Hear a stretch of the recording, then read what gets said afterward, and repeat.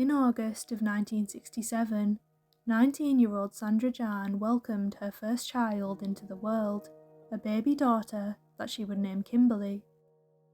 Despite her young age, Sandra was overjoyed to become a mother, and the two lived happily together in their home on Carmel Gardens, a quiet area within the small town of Stockton-on-Tees.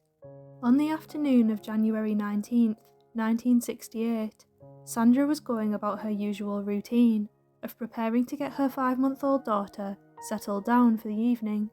She set the bath running and was about to prepare a bottle when she opted to put Kimberley outside momentarily in her pushchair to breathe in the crisp winter air. While Sandra was running the bath, she would later say she was reassured by the sounds of rattles on the pram blowing in the wind. It was soon after this that the young mum briefly looked out of the window to see a young boy around the age of 14 pushing a pram down the back street behind her home. Sandra initially didn't think much of this, except for a passing thought that the pram he was pushing resembled Kimberley's. She continued to go about her business. However, 5 minutes later, Sandra would go to bring her baby inside, only to discover that she was gone. That's when Sandra came to a horrifying realization.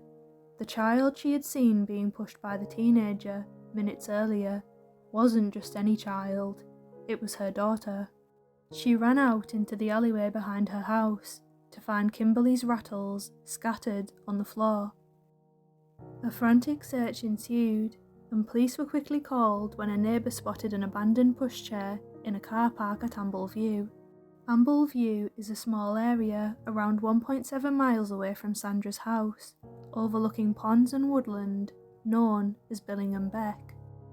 The police attended the scene and scoured the area for any sign of the missing infant.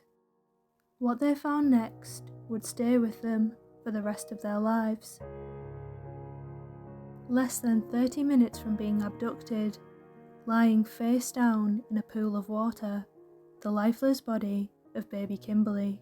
The cause of death was drowning. A nationwide search was triggered, and this e-fit of the suspect was subsequently generated by the police. He was said to be around 14 years old and wore a long green anorak with a hood.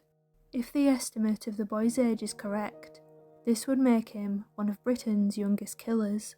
Police conducted door-to-door inquiries, and Sandra visited several secondary schools in the area in hopes that she might be able to identify her daughter's killer, but all of these efforts would lead nowhere. In 1982, 14 years after the murder, Sandra would give birth to a second child, a son named Aaron. The now 34-year-old tried to carry on with her life, but she was crippled with guilt that she saw Kimberley's killer walking away with her. Sandra would say, "I had seen a teenager outside the window and saw he was pushing a pram that looked like mine, but it didn't register that it was actually mine. I didn't think any more of it until she was gone. This boy had taken her, carried her across some wasteland and drowned her, and I never knew who he was." Sandra completed training as a nurse and eventually moved to the city of Leeds, when tragedy would strike her for a second time in 2004, when her son Aaron died suddenly. The loss of a second child triggered Sandra to demand that the police reopen her daughter's case. She believed that advances in DNA technology in the 37 years since the murder could help bring the killer to justice. "His fingerprints should have been all over the pram," she said, "and I want to know if any were kept on file, and if the case can be looked at again.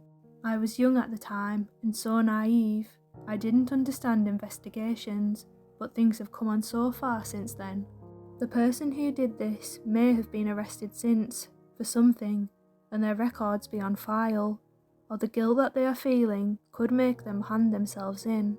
I remember it like it was yesterday. Knowing that I saw him take my baby away is killing me, and I have suffered for it all my life with depression. I have never gotten over her death."